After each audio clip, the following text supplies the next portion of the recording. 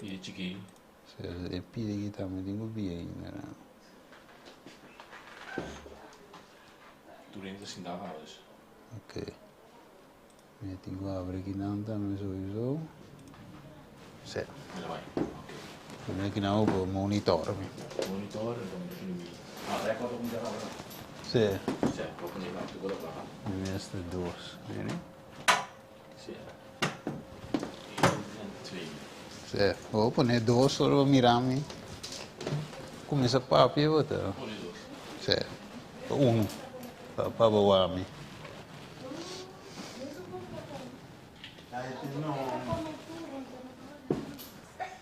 Ja, no, sta live. Sta live.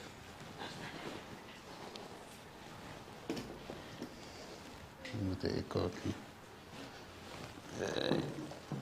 Si moet leven.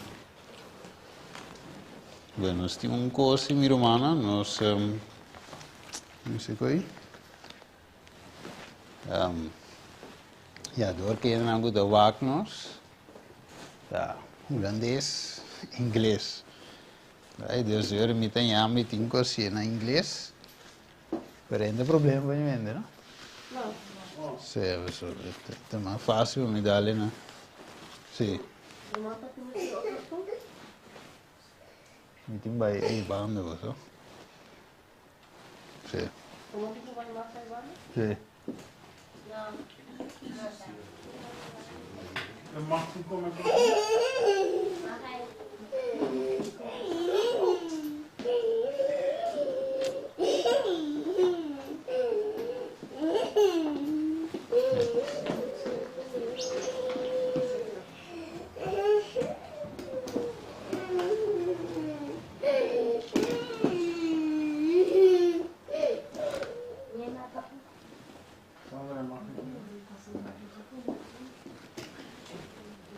não, não tem problema.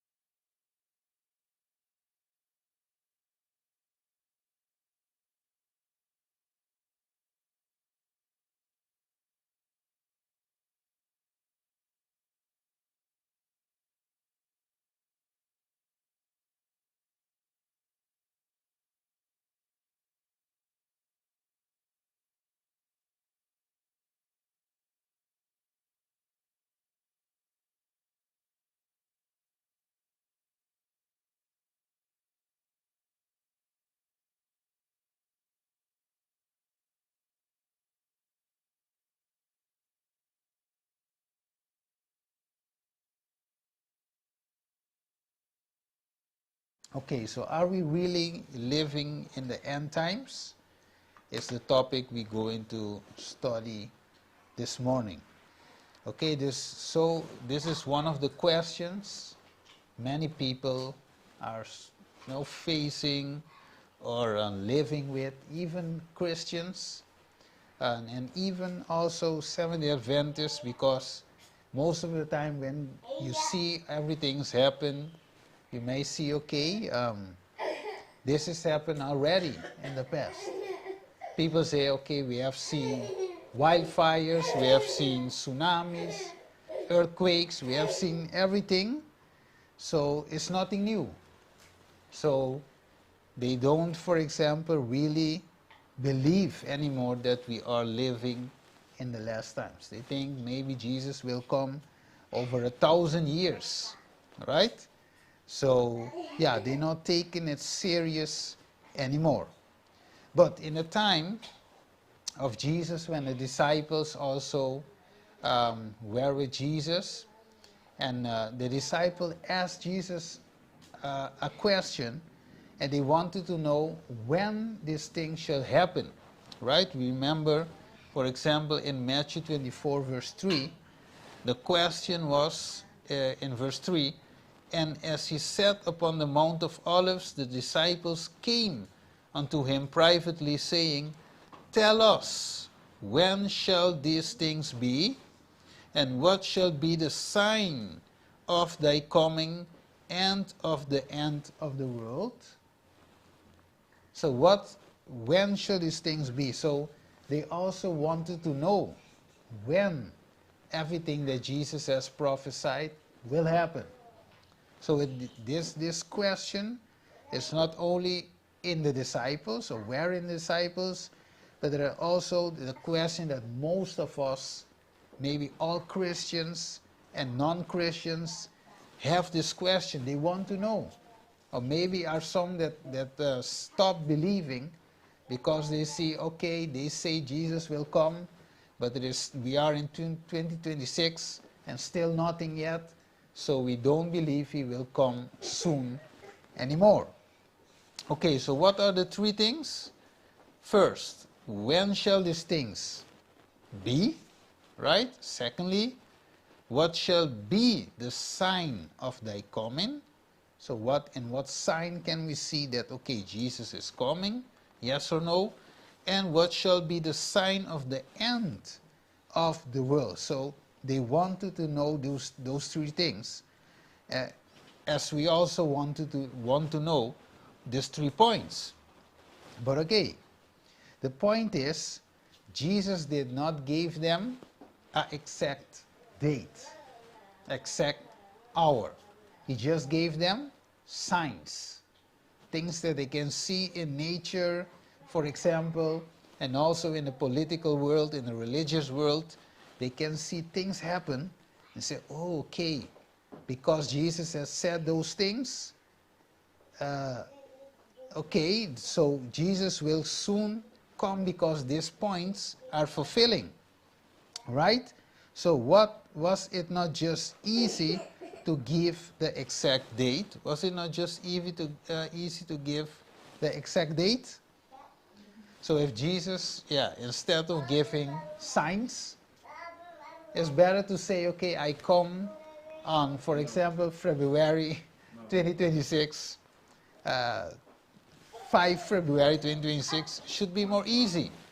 But why did Jesus did not give them exact date, hour, and year? Okay, we will study it. Okay, let's see.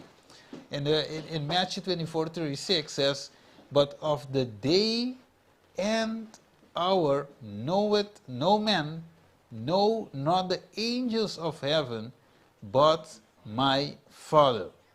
Okay, so knoweth no man. When Jesus came, just to add on, when Jesus came, he came as a man, right? So he was in total obedience to his Father. He must depend in everything on his Father. So when the Father say do this, he will do this or do that, he will do that. Or a father say, okay, go, then he go, oh, the time is at hand. Yes, the time is at hand.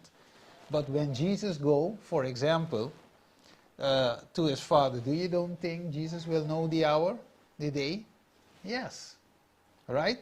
Because everything that the father does, he does it in agreement with each other. Like Jesus says, I and my Father are one, right? So everything that the Father do, I do. Everything that he know, I know. We are one in mind, one in spirit. Okay, so now the Bible says no, but the men don't know the hour and the day. So we don't know the day and the hour, right? Okay, so now, so if there, for example, if you see the prophecy of Daniel 8:14, we see that it was the only of the last prophecy, may I say that, based on time, right? The time of the end shall begin, etc. They gave a couple of time, but this one that finished in 1844, so the 2300 days or years, finished in 1844. It was the longest prophecy given based on time, right? Okay, so that is Daniel 8:14. But after that, the 2300 days, there were no prophecy giving based on time. Just the prophecy, but not the time when it should fulfill, or should it end, right? So the longest is 2300 days, 2300 years. That was the last prophecy based on time. So right now, we don't have an exact day, hour, year to say, okay, the mark, for example, the mark of the beast will happen on January 2027, 2028, for example. We cannot say that, right? But we can see the signs that show us, no, it is near. For example, right now, we are seeing signs that we can say, no, indeed the Sunday law is at hand, and if it pass, then will become soon the time of trouble. Jesus will come. Before Jesus comes, the 7 last plagues, probation will be closed first. So we see, for example, in the time period that we are living, the signs shows us that Jesus' coming is near. Even though we can not know the day or the hour. Okay, but there's no problem. There should be no problem for us. Let's see, for example, here. Okay, I will skip that. Okay, so let me put it this way before I go here. So Jesus did not give a time when probation will come and when he will return, right? But what is the reason why Jesus don't give the disciple or the world or man to know the day and the hour? What was he? Was Jesus hiding it for us? Or was there a specific reason that Jesus did not give us that? Let's read, for example, what it says here. It says, this time which the angels declare was a solemn oath, is not the end of the world's history, neither of probationary time, but of prophetic time. Okay? And it says here, which should precede the advent of our Lord. That is, the people will not have another message upon definite time. So, right now, nobody can say exact date or times. Right? So no one or no man that came with exact day of time, that is not guided by God. Right? We can say it is near, right? But not with a time, with a date. It said, this is, the people will not have another message upon definite time after the spirit of time reaching 1842 to 1844. Right? There can be no definite tracing of a prophetic time. The longest reckoning reaches to the autumn of 1844. The angel's position with one foot on the sea and another on the land signifies the wide extent of the proclamation of the message. It will cross the broad waters and be proclaimed in other countries, even to all the world. The comprehension of truth, the glad reception of the message, is representing in the eating of the little book. The truth in regard to the time of the advent of the Lord was a precious message to our soul. Okay, so it is clear, no one can give day, hour, or year, right? Okay, so why again did Jesus not give the exact date? He can give us right now, but why does Jesus don't do that? Why do we think? Huh? Let us see. Okay, let's see. Okay, Matthew 26:41. It says, Jesus said to the disciples, what do they have to do? Watch and pray. So while the time comes, we must watch and pray. So if you know already the date and the hour and the year, will you watch and will you pray? No. No, you will wait for the date to come. All right? And most of us will say, okay, I will enjoy the world, because if we know, for example, Jesus will come in the year 2040, then we say, oh, okay, right now we are 2026, so we have 40 years more of pleasure, right? So we will tarry, delay, do our things, build houses, etc. So we know that, okay, when the time, 1 month before, or maybe 2 days before, or 1 day before, we will ask for forgiveness, consecrate, because, yeah, we know that Jesus will come tomorrow, right? But that's why Jesus wants us to watch, pray. In the meanwhile, we are waiting for his second coming. Okay, so our position must be one of waiting and watching. Okay, let's see. So John 9:4, what does it says?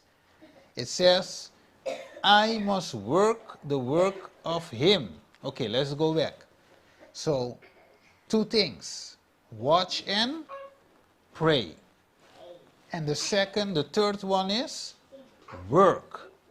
I must work the works of him that sent me while it is day.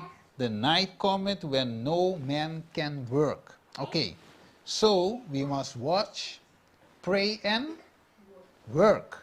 Right, those 3 things, while we are waiting on Jesus' return, second coming. So James 2:4 also says that faith without work is worthless. Right, so faith is one, work is also be done through faith. Because we have faith, there are true or genuine work that are coming out of our faith. Okay. So let's go now, for example, like Ellen White says in Testimony for the Church, Volume 2. She said, there are 3 watchwords in the Christian life, which must be heeded if we would not have Satan to steal a march upon us. Namely, what are the 3 things? Watch, pray, and work. Every soul that has made a profession of Christ pledge himself to be all that it is possible for him to be as a spiritual worker, to be active, zealous, and efficient in his master's service. Christ expects every man to do his duty. Let this be the watchword throughout the ranks of his followers. So we have work to do. In the meanwhile, we're waiting for Jesus' second coming. Right? So Jesus, if we read this, he wants us to be active in watching, in praying, and in working. Those 3 watchwords, we must be active. That's why he did not give, there's 3 reasons he did not give the day and the hour and the year. Right? Okay. So otherwise we will be lazy. We will be waiting. Right? The day to activate. But now we must activate. So that's why you see, for example, here, it says, strength cometh by exercise. All who put to use the ability which God has given them will have increased ability to devote his service. Those who do nothing in the cause of God will fail to grow in grace, in knowledge of truth. You see, so we cannot just be lazy. We must be active. Otherwise, we will not grow. So Christ will not come to seek, let me put it this way, how do you call it? Dwerg. Duende, dwerg. You know? Yes, I don't remember the name in English. But okay, he will not come to seek spiritual drought, I think it is. But it says, those who do nothing in the cause of God will to grow in grace, in knowledge of truth, and men who would lie down and refuse to exercise his limb will soon lose all power to use them. So we must be what? Active. Active watchers. Active people, busy people, waiting for the soon coming of our Lord. Right? It's keep on saying, does the Christian who will not exercise his God-given power not only fails to grow up in Christ, but lose the strength which he already has and become a spiritual paralytic. You see it? So we must be active. It is those who, with love for God and their fellow men, are striving to help others to become established, strengthened, settled in the truth. The true Christian works for God, not from impulse, but from principle, not for a day or a month, but during the entire period of life. So we have work to do. Right? Cannot sit. Right? We must move. Okay, so here we can see, for example, we don't know what? The day, the hour of Jesus. We don't know the date of our birth. Right now we know it because we are big. But yes, but when we came to this world, we didn't know. Right? So we just, okay, oh, here I am here. Okay? And then, yeah, your parents told you, okay, you have to be born on that day. But the day of the death, our death, do we know it? No. We don't want to know it either. Right? But okay, we don't know it. So there are dates that are like hidden from us. You know? It says no one knows the date of the close of probation. No one's. No one knows the exact date of Jesus' second coming.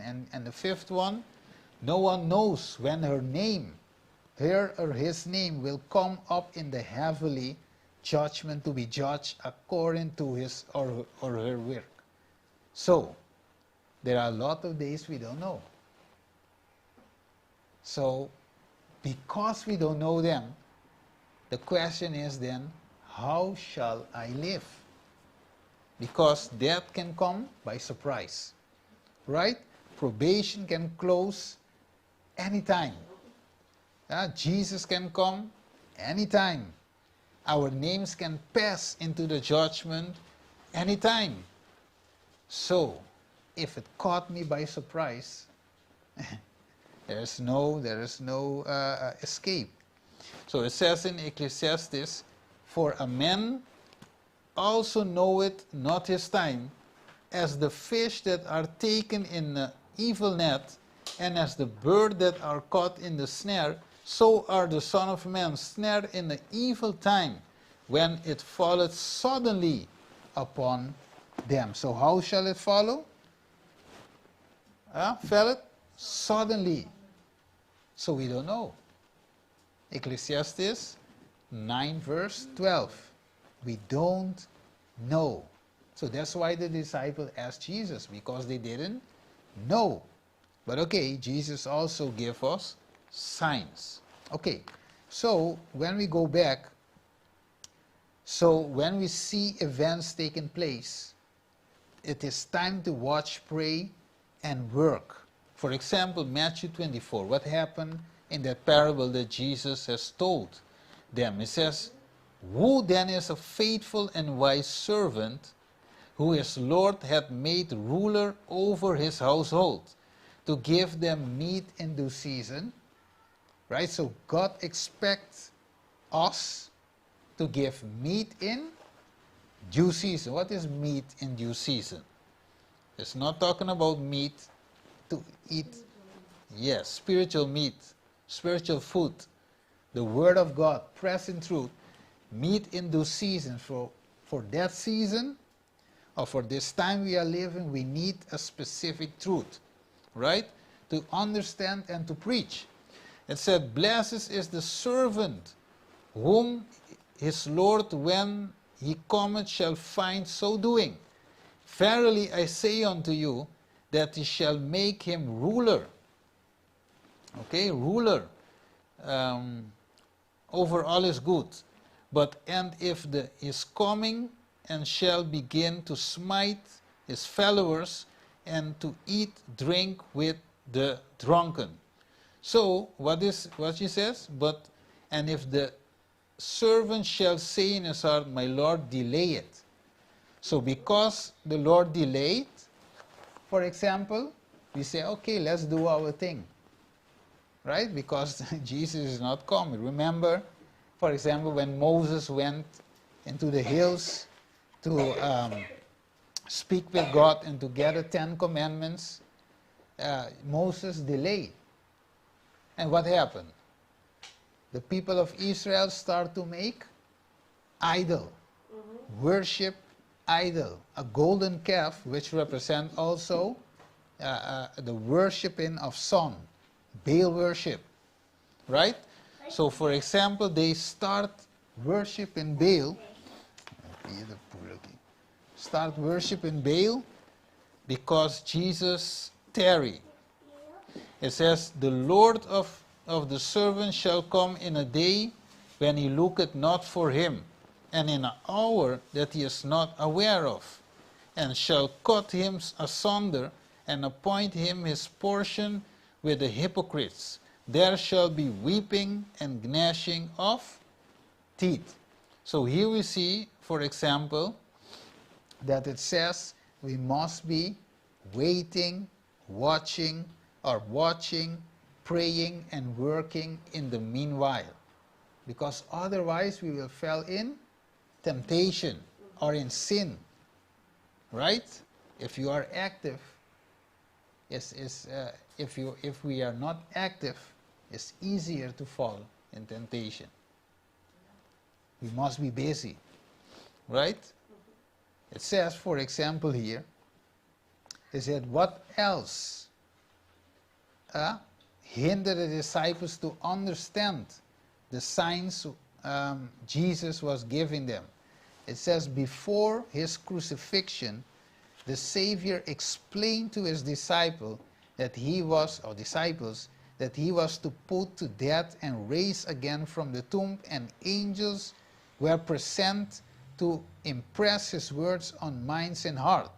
But the disciples were looking for temporal deliverance from the Roman yoke, and they could not tolerate the thought that he, in whom all their hopes center, should suffer an ignominious death.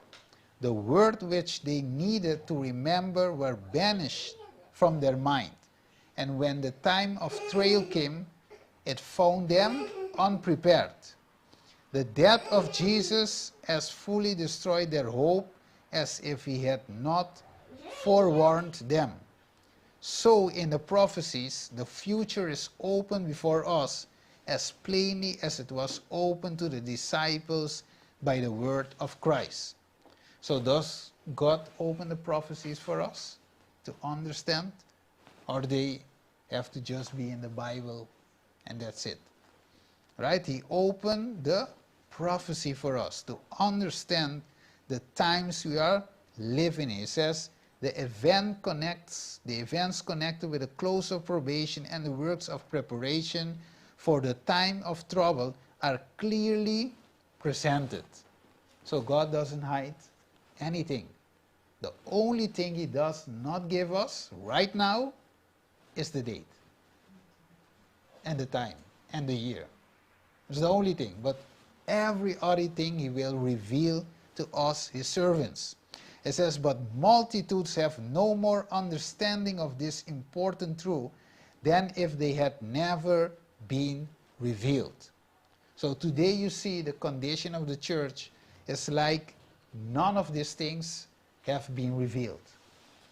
But the Bible and the spirit of prophecy is clearly upon everything that should be happen before the close of probation. It says Satan watches to catch away every impression that would make them wise unto salvation, and the time of trouble will find them what? Unready. So it is Satan's work to put the church asleep.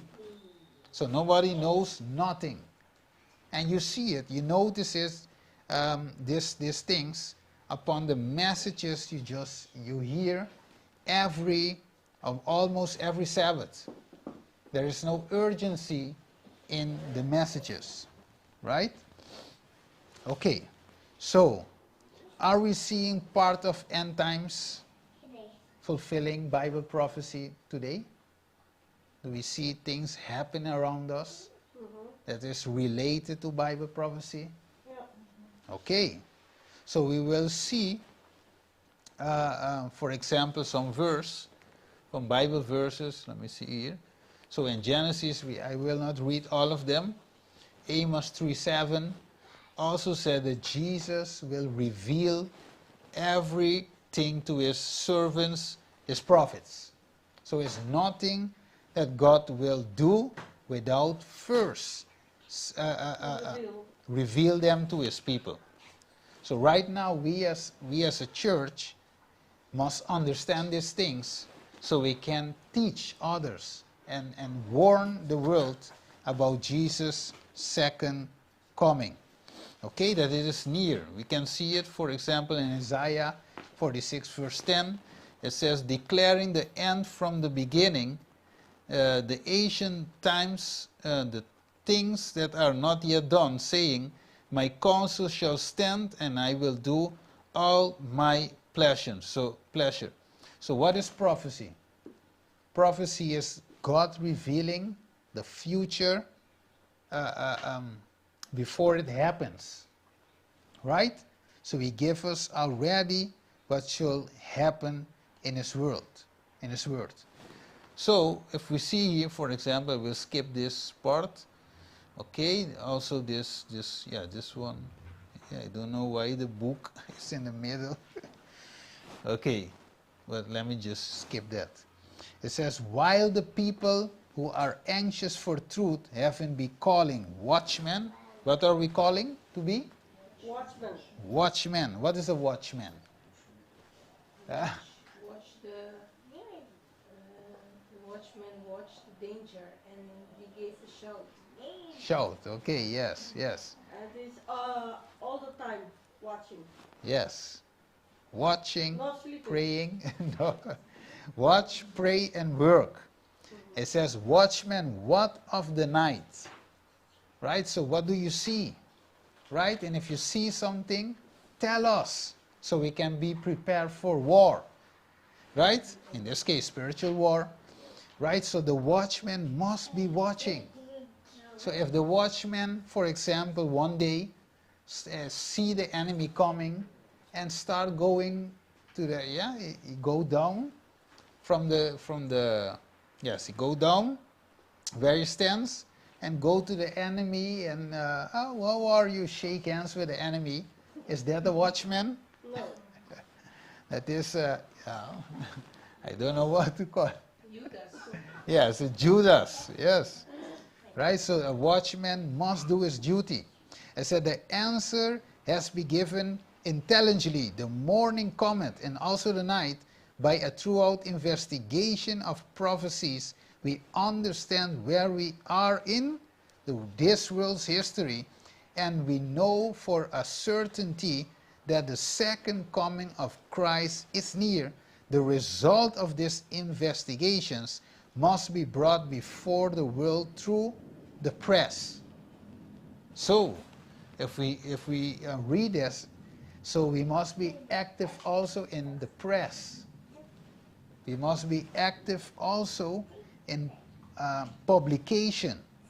Publicize the messages everywhere. Facebook, YouTube, TikTok, whatever you can use to bring the message out there.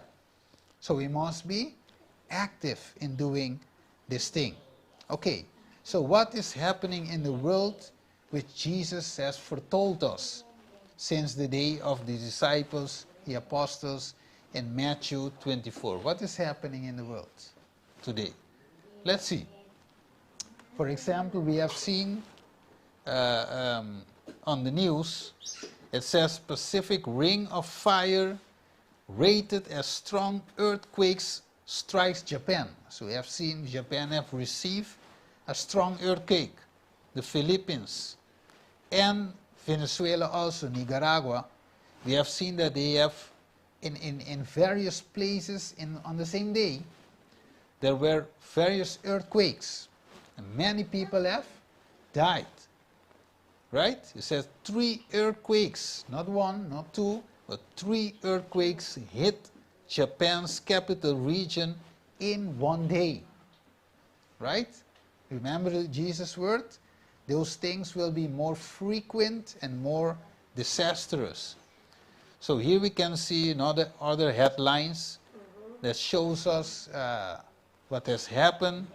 Okay, and also in the U.S. So we see Japan, United States, California, the Philippines, and also Venezuela, right? And we see here major earthquake strikes California, U.S., Japan, Venezuela within 24 hours. Okay, so many people will say for example today, but yeah, this is not the first earthquake. You know, this has happened already, so it's nothing new, so it's nothing to worry about, right? But it says, the Bible says also in 2 Peter chapter 3, that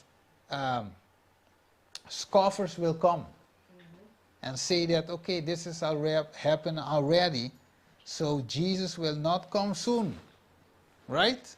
And the Bible called them scoffers. Okay. So it says, earthquake rocked Japan. Okay, the same What the day. live desk tracking the aftermath. Let's hear it. Let me just.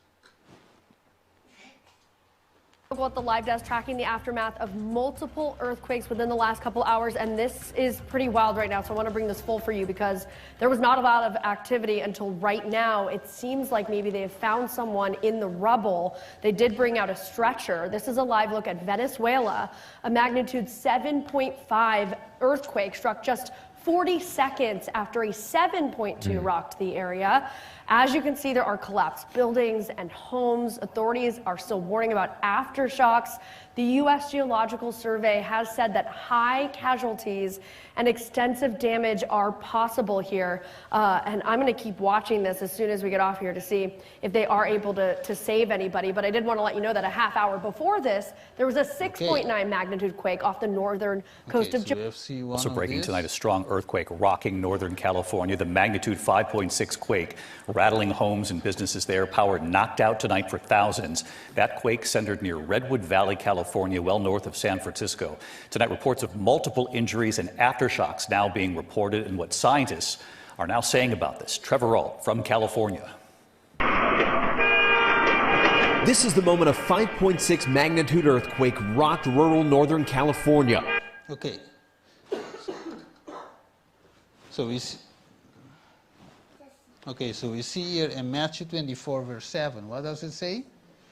It says, "For nation shall rise against nation, and kingdom against kingdom, and there shall be famines and pestilences and earthquakes in diverse places."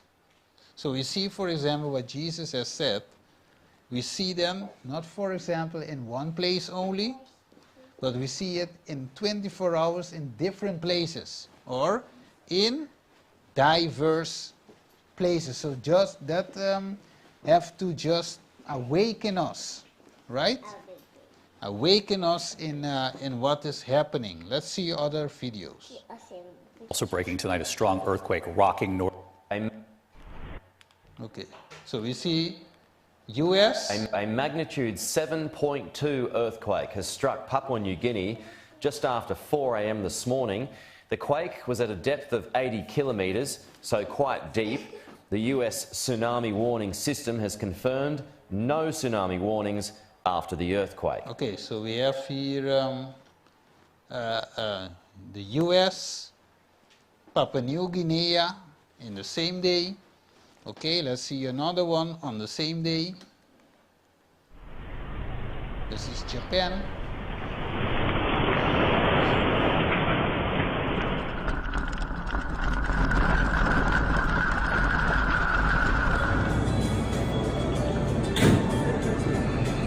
Japan. Here we see Papua New Guinea. Well, an earthquake of magnitude 6.7 strikes the Philippines now. The earthquake occurred at a depth of 57 kilometers with its epicenter. This comes less than 3 weeks after a powerful quake in the same region killed more than 80 people. There were no immediate tsunami warnings following the quake, and there were also no immediate reports of casualties or significant damage, although authorities were assessing the impact. Ajay, what more can you tell us about this earthquake now, which seems to have been a succession of events? Edificios, se cayeron edificios, miren cómo está eso, se acaban de caer edificios, todavía está temblando.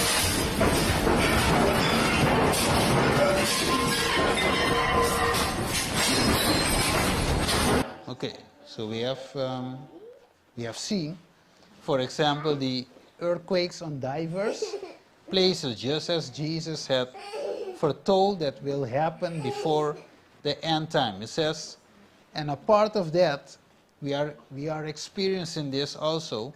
Extreme heat is melting nations record across Europe with more coming Tuesday. Right? So extreme heat. Also we are seeing rising. So we have earthquakes, heat, for example, that cause what? 212 deaths in Spain, Europe. Right? And they told us, for example, also in the Netherlands, France, and also in Europe is a heat wave right now. Visitors flock to Paris expecting the Eiffel Tower and the Louvre. Instead, extreme heat is closing their doors early. So many people who've traveled from around the world aren't getting to see the sights that Paris has to offer because of this heat wave, and it's dangerously hot. Europe is in the midst of its second heat wave this year, and summer's only just begun. But unlike the U.S., air conditioning is not ubiquitous. Here in France, only 25% of homes have it. The current heat wave isn't limited to France. In London, commuters are dreading blistering rides on the tube. In Rome, getting a glimpse of the Pope will cost you a sunburn. As heat waves become more frequent and more fierce, Europe must confront a new reality. Its most famous landmarks were built for a cooler world. The UK today broke its all-time high for the month of June, topping 96 degrees. But here in Paris, that almost seemed cool, where the temperature topped 104 degrees. That's only the fourth time that's ever happened in 150 years.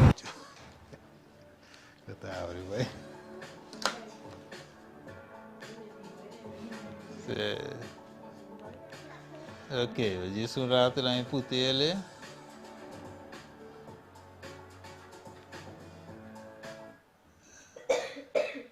Okay. Voor die eerste zoekers. Dus nog stem. Ja. English. So we are seeing the heat waves also along to the, for example, the earthquakes. We see also the heat waves that are coming. Let me just check why. Okay. Yes, so we see the heat wave. Ja, het kan je niet zijn ontgaan. Het is snik en snikheet. En morgen wordt het zelfs code rood in 8 provincies. Wat betekent dat? Mijn weercollega Willemijn weet daar alles van. Code rood is eigenlijk een hele unieke situatie. In Nederland is dat nog niet eerder voorgekomen dat er voor hitte een code rood werd afgegeven. We hebben natuurlijk de klimaatverandering, die draagt hier echt aan bij dat het deze dagen zo heet is. Morgen dus nog veel heter gaat worden. Als je kijkt naar bijvoorbeeld de temperatuur, is er eigenlijk geen verandering of geen verschil tussen code oranje en een code rood. Maar de impact van die hitte morgen die wordt wel groter ingeschat. Ja, want dat kan voor gevaarlijke situaties zorgen. Hè? This one we are seeing right now. So code rood is going to be too hot, they say, for example, in the Netherlands, right here. In the Netherlands, it will be very hot. Humans have gotten really good at predicting the weather, but we've had a hard time figuring out how to control it. Now, with the threat of rising global temperatures and severe droughts, scientists are racing to develop technologies that will actually change the weather. So they're making it. Scientists are literally making it rain. Cloud seeding is the process of adding particles to clouds to force them to rain or snow. It has already been tested around the globe. The goal is to increase precipitation in places with water shortages. Cloud seeding is a form of geoengineering, or manipulating of weather systems to reduce the negative effects of climate change. To control the weather. So you see geoengineering, right? Can we control the weather? So they did it, the US do it, Japan are doing it. They are trying to, you see this? They use what they call the HARP antenna to send strong signals in the clouds or cloud seeding to change or manipulate the weather. Right? Okay, so we talked about this last week, and now we're going to do a deep dive with Davo. Dubai is making it rain in a sweltering desert by zapping clouds with electricity using drones. Fascinating, isn't it? So much to ask, but let's take it and then we'll do a few questions. Before we talk about what's happening in Dubai, let's talk about cloud seeding in general, because a lot of people, I don't think, understand what cloud seeding is. And this has been going on for decades, by the way. This is not something that's brand new. But traditionally, what cloud seeding is, it involves using aircraft or drones or even some cannons to push silver iodide up high into the clouds. Why silver iodide? Because that has the same crystallized structure as ice. So once it gets up into the clouds, it starts to accumulate ice on it and these large raindrops, which helps, especially in a cloud mass that's not really going to rain. It helps to bring rain and especially snow down. So it works. It does work.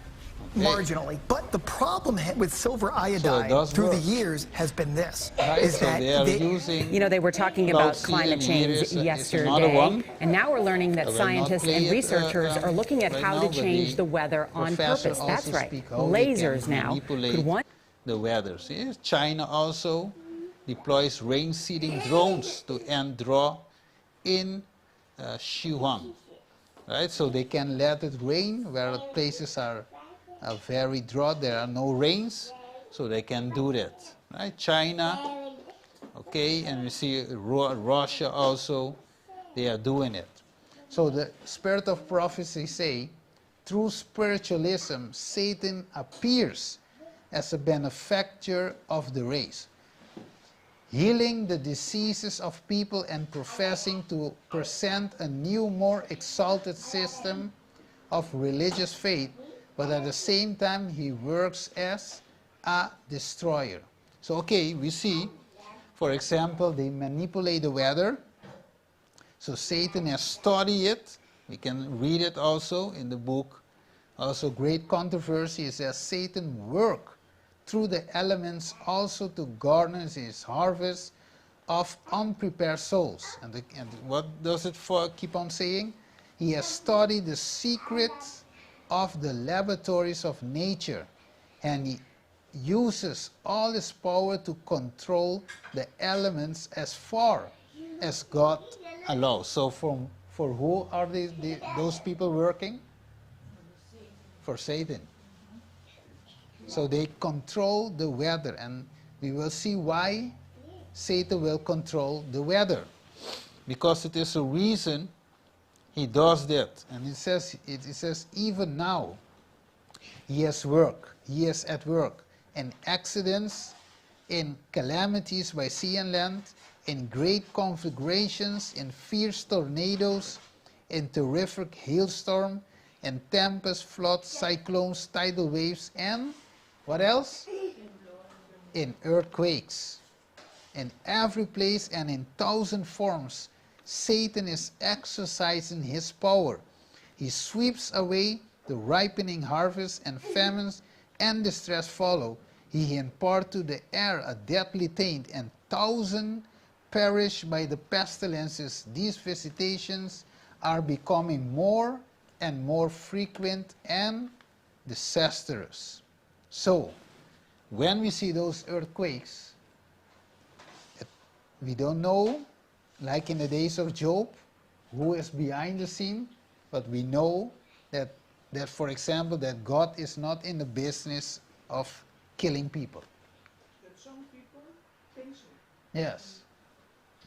But the spirit of prophecy also said that God's judgment Yes. is already Falling. So where can you put the distinction? Yes, that's why I say we cannot say. For example, in the book of Job, Job thought it was God. But it was Satan really doing, for example, causing fire, has killed his family, his workers, and everything. So we see it's difficult to, because we don't see. It is a spiritual war, right? But we know that Satan does those things. Only the thing is God allow it to happen for a certain reason. Okay, like in the day of Job. But the point is, we see that, okay, Satan does it. The earthquake says Satan does it. He controls the weather as far as God allow it. So, are we seeing, for example, also movements we have to see about the Sunday law? the societal Yes. implications of Sabbath keeping. Right? We don't So just we want see the general movements are Christian going culture. around. They are talking about this, like Isaiah 58:3. Let me just skip that for the sake of time. Okay, so we see These laws are known coming. as blue laws. These laws forbade regular work on Sundays. You couldn't go to your job on Sundays. It was illegal. It also forbade any buying, selling, traveling, any public entertainment or sports. Sorry, football fans. There was a time in America where American football was not a thing. It was against the law. Okay, so we see what does he say? Sunday blue laws forbid buying and selling. And also like Revelation 13:7, he says that when the Sunday law comes, the mark of the beast, there is no buying and selling except you accept the mark of the beast. So here it says the dignitary of the church and state will unite to bride. Do we see the unification right now taking place? Yes. And what will they do? Persuade or compel all classes to honor the Sunday. So I presented a message 2 weeks ago showing all those, 2 weeks ago, all those videos that they are talking about the Sabbath, Sunday, etc. It says the lack of divine authority will be supplied by oppressive enactments. Political corruption is destroying love and justice and regard for truth. And even in free America, rulers and legislators, in order to secure public favor, will yield to popular demand for what? For a law enforcing Sunday observance. So we see this. It's not just written right now there in this book, but we see it happening in front of our very own eyes. We don't just want less blue laws, we want more blue laws. We want blasphemy laws. We want laws that teach our culture. And what else? Let me just read it. It says, when we reach the standard that the Lord will have us to reach, worldlings will regard Seventh-day Adventists as odd, singular, straight-laced, extremists. We are made a spectacular unto the world and to angels and to men. So if we keep holding the Sabbath, we are against the law, against the government, against the state, against every other churches that will unite to honor this false Sabbath. So the question is, are we ready for that time? Jesus only can help us, right? We better not say, we better pray, right? Because if you say, I'm ready, huh? Like Peter said, I will not deny you, Peter. But Jesus said, before the cock crow three times, you will deny me, right? So that's why it's not good to trust in our own strength, but trust in the strength of God. And yes, we can stand through Jesus, right? Okay, so it says, keep on saying. This has been one of the rare points of unity in church history and across almost all Christian denominations, apart from the weird Seventh-day Adventists. All Christians, whether you're Catholic, Eastern Orthodox, Protestant, all different types of Protestants, we all gather and worship God on the first day, on Sunday. Okay. So it says, with Protestant teachers, they are in the same claim of divine authority for Sunday keeping, and the same lack of scripture evidence as with the papal leaders who fabricate miracles to supply place of a common form from God. Okay, so this is the movement to enforce the observance of Sunday. So we see as men departing further from God, Satan permits to have power over the children of disobedience. Right? There is calamity by land and sea. Property and life are destroyed by fire and flood. We just saw it. Satan resolves to charge this, and this is the point. He resolved to charge this upon those who refuse to bow down to the idols which he has set up. His agents point to Seventh-day Adventists as the cause of the trouble. These people stand out in defiance of law. They say they desecrate Sunday, where they compel to obey the law for Sunday observance. There will be a cessation of this terrible judgment.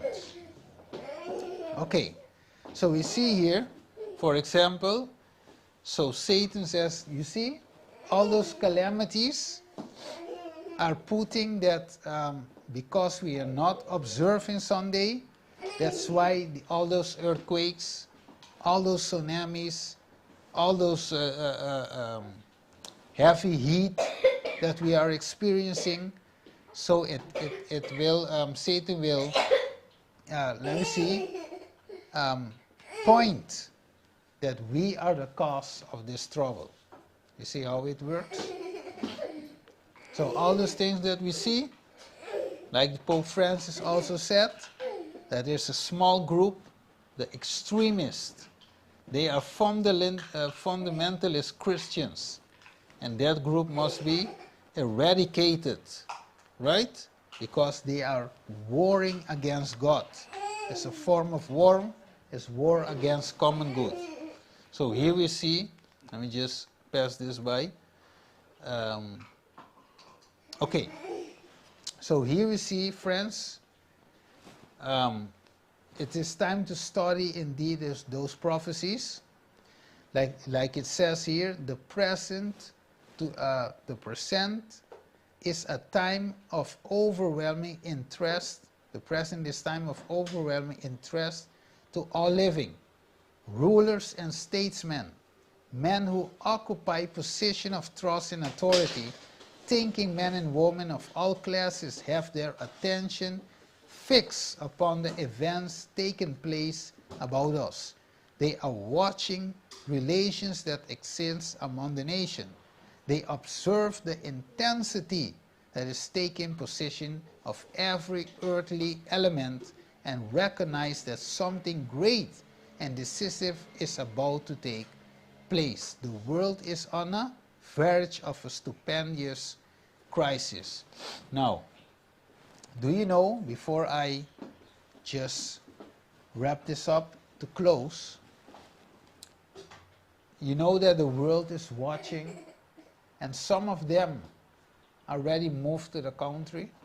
Sometimes you watch, you see, okay, but those people are not believers, but they are seeing that something is not right, right? And some, if you may have heard, some of these rich people have buy bunkers under the ground and stock them with food and everything, because they know that something will happen and they have a place to go.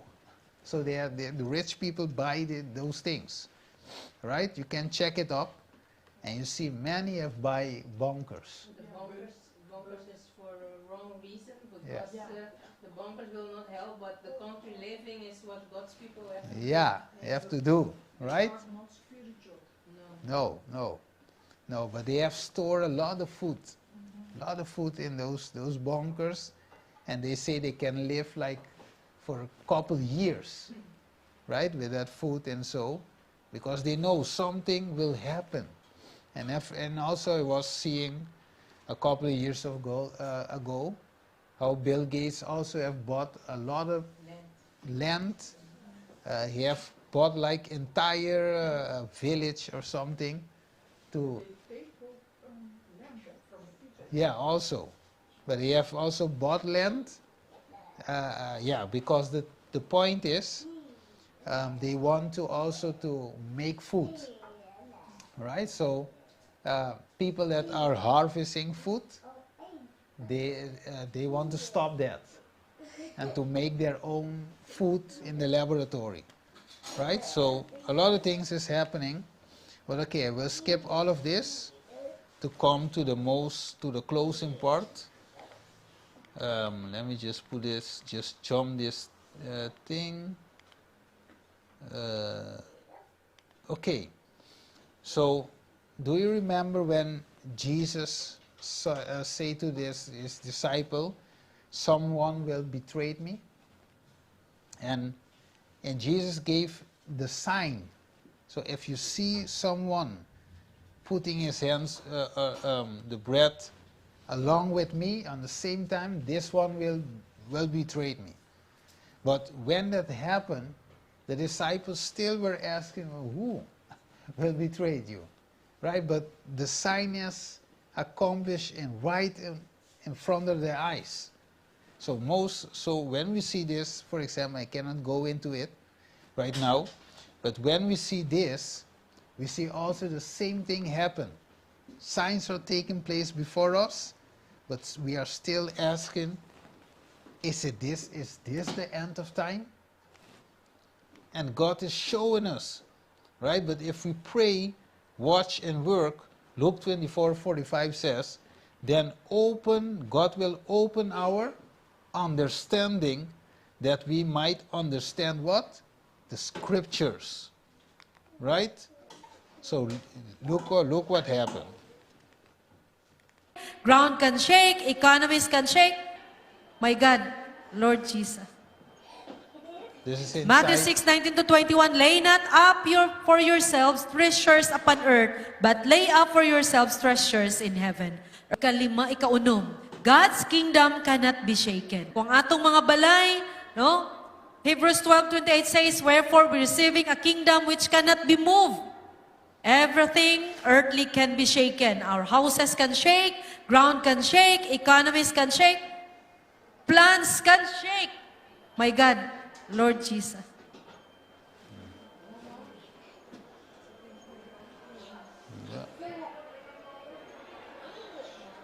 Okay. So while she was preaching in the church, in one of the Seventh-day Adventist church, she didn't know that while she was preaching about that topic, that the earthquake was about to happen while she was preaching. So it says, so that's why we don't know, right? We don't know the date, nor the hour. It says just as soon as the people of God are sealed in their forehead, it's not any seal of mark that can be seen, but a settling in the truth. What does God want to do? Settle us in the truth, both intellectually and spiritually, so we cannot be moved. Just as soon as God's people are sealed and prepared for the shaking, it will come. Indeed, it has begun already. The judgment of God are now upon the land to give us warning, that we might know what is coming. Yes. So God allowed that, so we might know what is coming. So was there a shaking taking place in the time of the apostle also? Yes. Right? But the earthquake in another sense. Right? In Acts chapter 4:31, Acts 16:26, there was a great earthquake. And also when Jesus died. Right? When Jesus died on the Mount of Sinai also, there were earthquakes. So what is God telling us today? So we can close. What is God telling us today? That the time of God's investigation or judgment is almost finished. And eternity is right upon us. We are living in the closing scene of Earth's history. The Lord is coming. We must be ready. Every moment is precious. We have no time to lose. So, to finish, I will come back to that part. It says, watch mean what? Maintain ceaseless spiritual vigilance to detect the artifices of Satan. Secondly, pray. Ask God for grace and protection to stand firm against temptation. Work. Serve others faithfully to do good deeds and to use your talents to advance the kingdom. That's why our position must be what? Our position must be that of waiting and watching for his appearance. Do we know when he comes? No. We don't know. So we must watch and pray and work. We shall not allow anything to come between us and Jesus.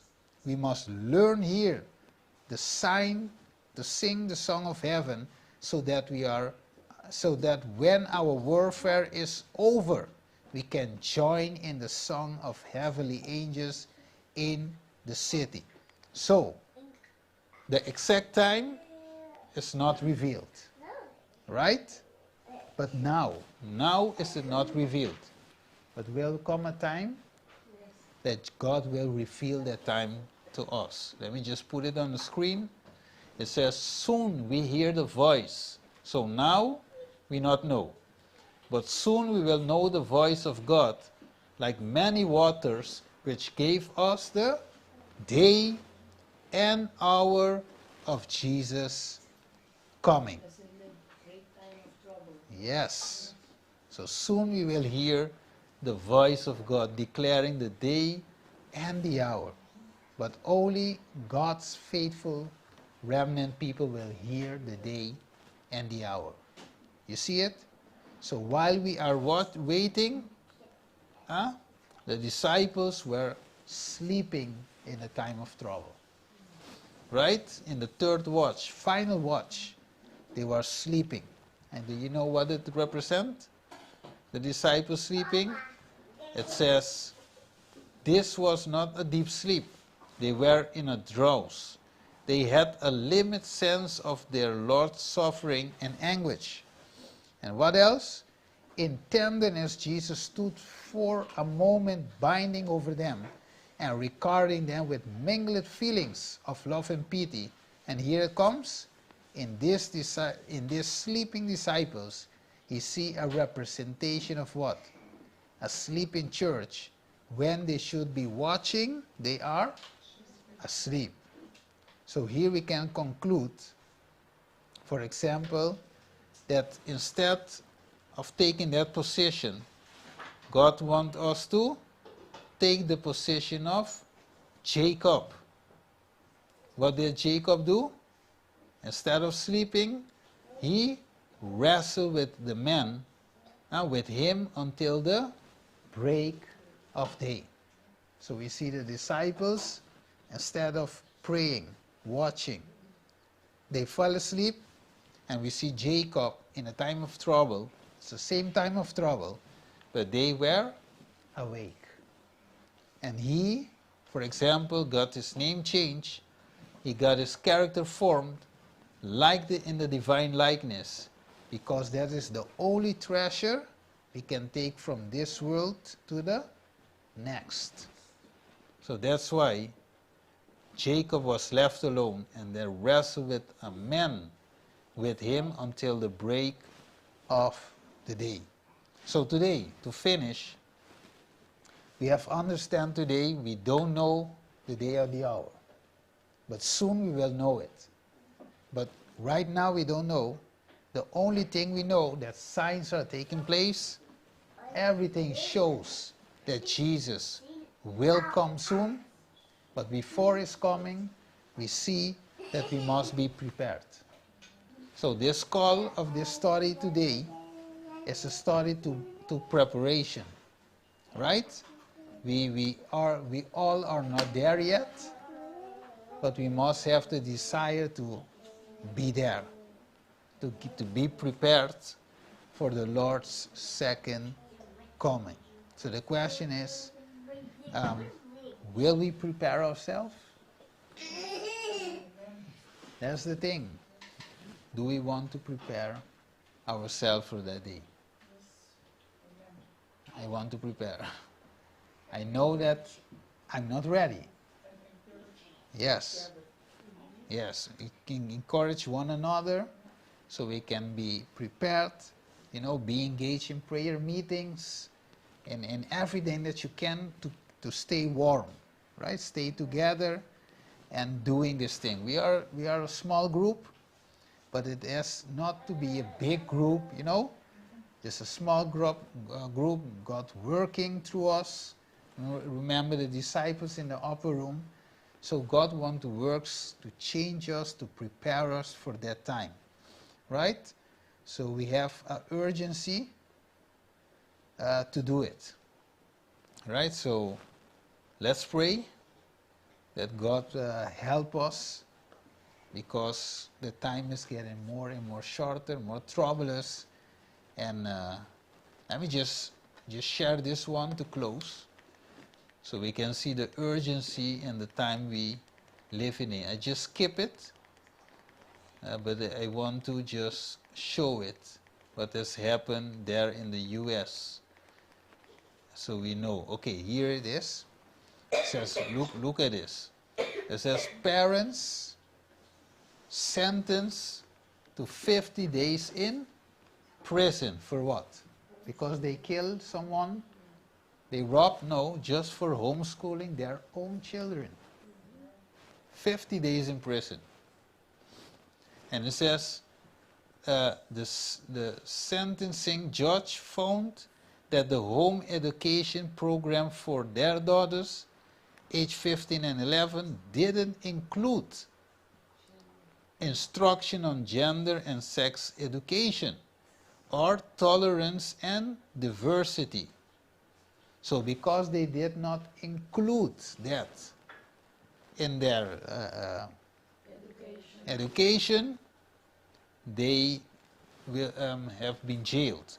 The court also cites the girl musical taste. So they check what is their music taste as evidence of cultural neglect. So, for example, if the children doesn't play reggaeton or pop or salsa or whatever, the worldly music, they say, no, you are not educating your child. So, in other words, the government is of the parents of the children. So you, as father and mother, you are just a caregiver, oppasser, of your own children, and the government decides what you have to do, yes or no, with your children. So we see the things are getting worse and worse. Also advocated for Seventh-day Adventists. Yeah. Right? So here we see sparks fly, snitching.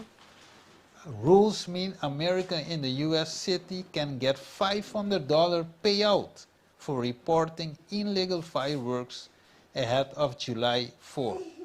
So the government will, this is not something new, because in the time of pandemic, also they had things like this. So if you see that someone doesn't take the vaccine, and then you can get reward if you snitch on your neighbor or something that you know, yeah, they will pay you. Yes, so for money you will sold even your family. All right, so we have seen, for example, the urgency. May God help us to get ready. Gaan bidden. We will pray. Father in heaven, we thank you, Father, for this wonderful lesson that you have brought our attention to, so we can be prepared. Because we see, for example, all these earthquakes and all those current events taking place, showing us signs that your coming are very soon. But before that, you shows us also that we must go to troublous time. Help us to stand, Father, because we know in us, self, there are no strength. The only strength is in Jesus Christ. So we want that strength, that power to stand firm for your word. And also, we want our character to be changed and transformed into the image of Jesus. Help us to take this thing seriously so we can decide for eternity. Thank you, Father. Help all of us and also those who are watching online so we can make up our lives, set our lives in order in these last days. Thank you, Father. We ask this in Jesus' name. Amen.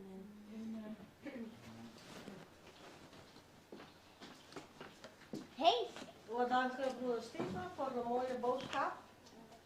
Niet alleen mooi, maar ook inspirerend en een boodschap die ons moet even laten denken. Inderdaad, in welke tijd.